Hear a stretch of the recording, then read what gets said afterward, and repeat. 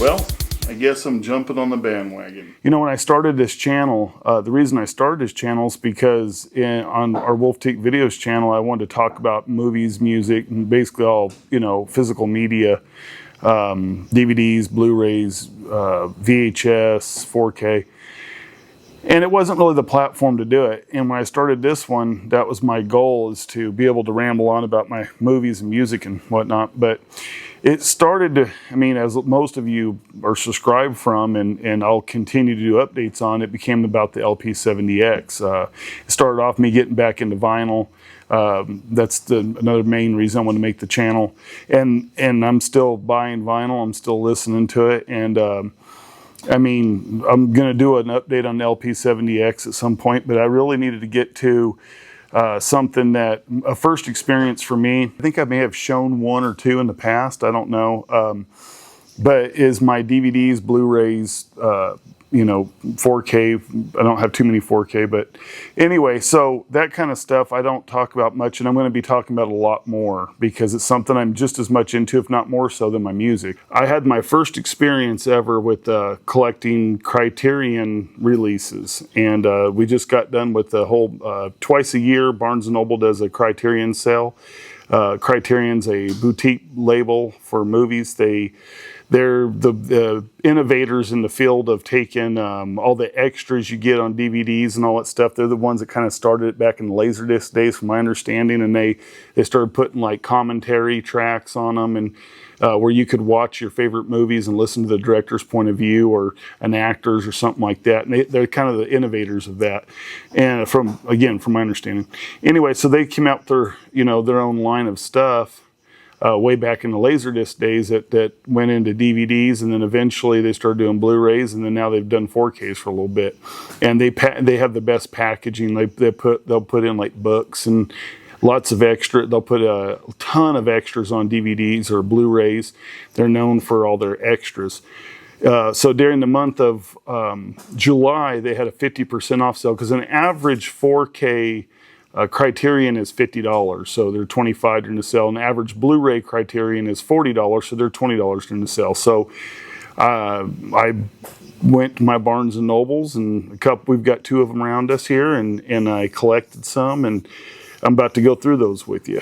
So the first Criterion I ever purchased, I purchased 5 at one time, but this was the first one I picked up and had in my hand with intentions to purchase. This is Deep Cover, Lawrence Fishburne, Jeff Goldblum, I believe. I won't go through and read all the synopsis, but this is I'm huge in noir, the like darker movies and stuff. And this is one I have seen, but I haven't seen it in a really long time. This is the Blu-ray version. They don't put this on 4K yet. And if they upgraded to 4K, I'm not a big snob on all that. I prefer 4K, obviously, if it's all things the same. And I'll pay the few extra dollars sometimes for 4K, but Blu-ray is probably the most versatile and best format, really. I have a ton of Blu-ray discs. But anyway, Deep Cover. Next up, In the Heat of the Night. Oh, that's one I forgot to grab. So, I do have the Blu-ray of this movie. This movie is kind of special to me in a few ways. I've seen this several times. I haven't watched this one. You haven't opened, as you see, still sealed. I do have the Blu-ray, and I'm not really one of those people that want to update everything from Blu-ray to 4K or from DVD to Blu-ray necessarily. Some things are an upgrade. Sometimes I'm trying to upgrade, but most of the time that's not really my thing. The reason I got this one is because I'm a big fan of it. Rod Steiger is one of my favorite actors. And my mother was a huge fan of the series of Carol O'Connor, and I think she kind of liked the movie too. But that's why I wanted to get that one. So I've seen that. And next up, Night Moves, Gene Hackman. I didn't buy this just because of Gene Hackman's recent passing. I bought this movie because it's supposed to be, absolutely amazing. I don't think I've ever been disappointed in a Gene Hackman movie, first of all. Second of all, it's supposed to be an excellent movie. Next up, kind of the same thing. This is with James Caan, Thief. This is a kind of a classic, if you will, a Michael Mann film, and it's a 4K. This one is from 1981. It's 124 minutes. And again, this is a movie I got based off its influence in cinema, and you know, I don't know how big of a hit it was in the moment. I'm not really a huge, you know, I don't even review music so much. I'm more talk about my feelings on it. I'm kind of like that with movies. I know a lot of stuff about a lot of things, but I don't, if I'm not an expert in something, I really don't like to talk to you like I'm giving you information. I like to just tell you the things I do know or my experiences. This one, Room 666 and Room 999, it's a 2 documentary set. This one is Blu-ray. This one, this has basically, it's a series of interviews with a bunch of directors and stuff from what I understand. It lists a bunch of directors. And, you know, like I said, I'm a big fan of movie making and directors and actors, and this has got, you know, just different people and I guess their takes on the culture of movies or something. I don't know. It was one of those that was, I think this one was only $15 on sale, and it's something I was really interested. I just like to I watch a lot of movie review or interviews with directors and actors and stuff about their work, and it's something I could have that's a physical copy of. So next trip I made, because they don't have everything you want all in one shot anyway. Plus, I wanted to spread it out. After Hours, Martin Scorsese, and it's a 4K. And this one, I have seen this. I can remember little bits and pieces. I remember something about it. It seemed like there was a guy in an ice cream truck or something. Different things. It's been so long. This is from 1985, so I've probably seen it sometime in the 80s, maybe the early 90s. I can't tell you a whole lot about it. I'm looking forward to watching it. David Cronenberg film, Scanners, and this is one of those that I'm a big horror movie fan. I know I've seen Scanners. I know I have. I mean, this is a Blu-ray, by the way, and this is from 1981. I cannot remember. Like, when I start watching it, that's when I'll probably remember if I've seen it or not. But it's one of those movies. It's kind of one. It's supposed to be a really great movie, and it was one of those that was.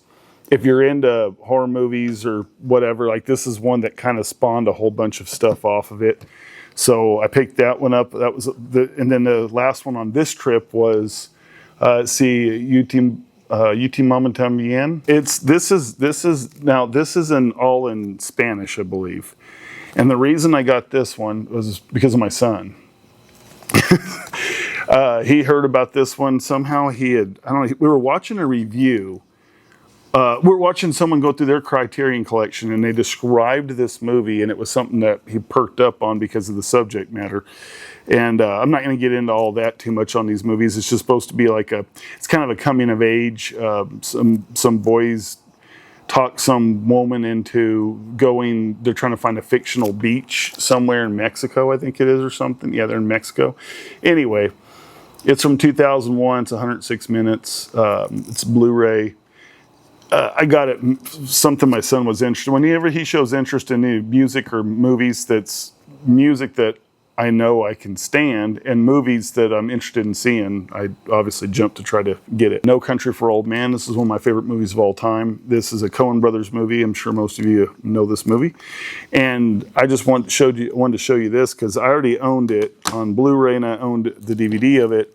But when they released this a while back, No Country for Old Men, Criterion, and it's if they ever put Tarantino stuff on Criterion, you better believe I'm getting it.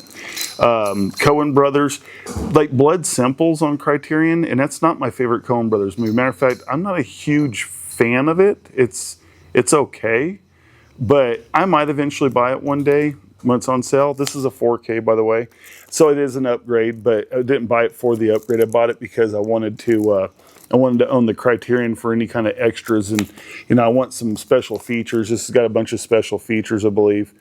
If I read it right, I can't remember. But anyway, and probably a little book or something. Like I said, I haven't opened it yet. But No Country for Old Men, if you know, you know. It's like, if you haven't seen that movie and you like movies at all, you really need to see that movie. This is the only Criterion that I did not buy in a Barnes & Noble. I actually, during the Criterion sale, Amazon was matching them.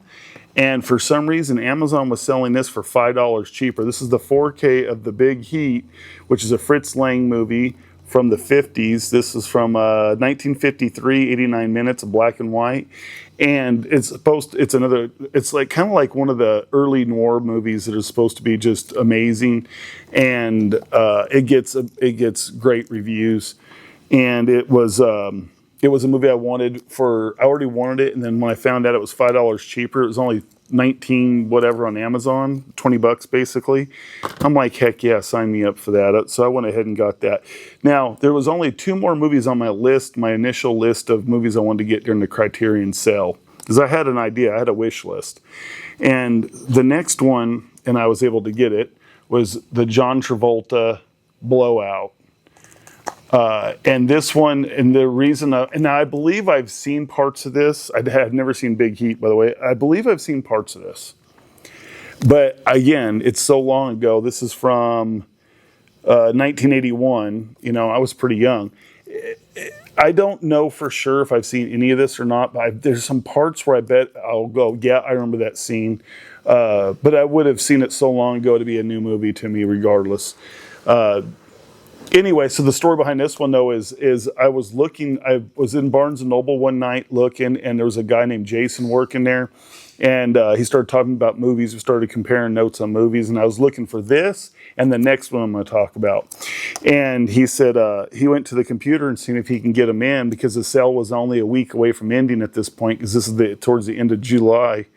And he was like, well, what I can do is I'll put it in. It's in the warehouse. I'll put in for it. And if it gets here a few days after the sale's over, we'll make it right. We'll give you the sale price. So I said, heck yeah. So thanks to Jason, he was able to get it in. And like 3 days after the sale was over, I got it for the sale price. So I was excited about that. Now, the last one that's in the Criterion collection, I did not get the number one movie I was after. They released on Criterion in 4K in June, right before the sale in July, which is strange because they have like a Spinal Tap that didn't release yet. They're not releasing it until after the sale is over, after a little bit after that. But it was this movie that I got on Blu-ray because I couldn't get it. I struck out, so I ordered this on Amazon, Sorcerer, William Friedkin Sorcerer, and this is the main one I wanted on Criterion's 4K. And I'd never seen it before. Well, again, when I was very young, this is from 1977. I remember, I don't know if it was on the little single switch HBO box you added on top of your TV back in the day, or where it was at, but I remember the bridge scene of this movie, and if you know the bridge scene, you know what I'm talking about. It's iconic. And I don't remember the movie at all besides that, but I remember that scene. I remember watching it with my mother, and I was young, I was a kid. And so anyway, I wanted this movie. I wanted the Criterion, and I'm going to wait till November for the next Criterion sale, and I'm hoping I'm going to nab it during that, because even though I own this, I'm buying that Criterion 4K. I want all the special features. This has nothing. I think it literally has the trailer, and that's all it has for special features, if that. But it's an excellent movie, and this Blu-ray looks great, by the way. Visually, it's fine. Tangerine Dream did the soundtrack, and that's one of the big things about it. But I just wanted to show you that. That was the one I struck out on. So I got everything I wanted and then some. I got some stuff I wasn't even looking for. I've got a wish list for the next sale. Sorcerer was the only one I struck out on, and that was the hot item of the sale. So now I'm going to get into a couple other things, and then we'll call it a day. So hang on, let me get this together. Now that the Criterion sale's over, I went back into Barnes & Noble, and the other night I was looking to kill a few minutes, and I was like, there's supposed to be other sales coming up, different, not Criterion, that's not till November. But like, I remember seeing Jason over at Barnes & Noble told me there was 50% off, like, he said Kino Lorber or Arrow or different, what do you call it? Boutique labels, they'll go on sale. And then when I went back in there, Paramount and who else? Whoever else with Paramount was on sale. And again, Quentin Tarantino, my favorite filmmaker, Pulp Fiction here. He's my favorite filmmaker, and I have Pulp Fiction on DVD. I never got it on Blu-ray. I don't think I did. I'm making a list of all the stuff I have now, so I know what I have. As I have probably 2,000, 2,500 DVDs and Blu-rays. I still remember the first time I ever seen this. I was never the same. It kind of ruined me a little bit on movies. Blew my mind. It was something so different than anything I'd ever seen. This one was $27.99, but it was 50% off. And what was cool about this one versus the Criterion is I'm a premium member or whatever. It was a gift, you know. I got to be a premium member. My son got me. Anyway, or it was a bet I won. One of the two, is however you want to say it. Anyway, the point is I got my 10% off. It stacks on Paramount. It doesn't stack on any of the Criterion because it's a deal that they have with Criterion. They won't allow it. But with the Paramount 50% off sale, it does stack. So I'm getting 60% off. Plus, I think I had a $5 coupon. After all this is over, just a couple days ago, I thought I was done for a little while with, you know, except for my Goodwill hunting and stuff like that. Not Goodwill hunting, but Goodwill movie hunting. And then something popped up in my feed, Gruv Entertainment. And if any of you out there know about Gruv Entertainment, they run deals all the time on DVD, Blu-ray, 4K. Well, they're running a deal, 3 Blu-ray for $19.98 or whatever. You know, free shipping and everything. I'm doing that. And so I'm gonna throw these in on the Criterion stuff, even though it's not Criterion. Next to kin, Patrick Swayze. This is one of those movies. You know, is it a great movie? Absolutely not. It is pure entertainment, though. It's one of those movies that it's like Roadhouse, you know, another Patrick Swayze movie. It's like Black Dog. All those movies are just pure entertainment and fun. You can feel how you want to feel. You can say what you want to say. But this man right here was on a friggin' roll for a minute in his career. To me, his first, I want to say 6 or 7 movies were all great entertaining. To me, great entertaining movies. Maybe 8 movies. And then he went off the rails, and once he went off the rails, he went completely off the rails. The entire train was tanked because, you know, the wheels come off of it. But until that happened, Steven Seagal was an absolute star for a minute. And Hard to Kill is one of those that I see above the law every now and then. I've got Above the Law. I don't have Hard to Kill. I do now, Blu-ray. It was one of the 3 I got in this 3 for $19 deal. Anyway, this one alone, I think on Amazon is 10 or 12 bucks. So I was like, well, again, I can get 3 movies for, you know, basically buy 2, get 1 free kind of thing. So I got that. And say what you want about Steven Seagal and his acting or lack thereof, but back in the day, man, his movies, I mean, entertaining. Now, this next one is an actual really good movie. This is one of those movies that really touched me. And, you know, I'm a big softie when it comes to movies. And because of a lot of things in my life and stuff, I guess there's certain situations, any situation where you have a father and their child, especially a father and a son, that kind of stuff always really hits me in the feels. Things that are deep about that are emotional because of, you know, my circumstances. But this one's not exactly a father and son situation, but it's definitely someone that accidentally, if you will, sort of assumes a father-ish role, and that is Clint Eastwood's A Perfect World.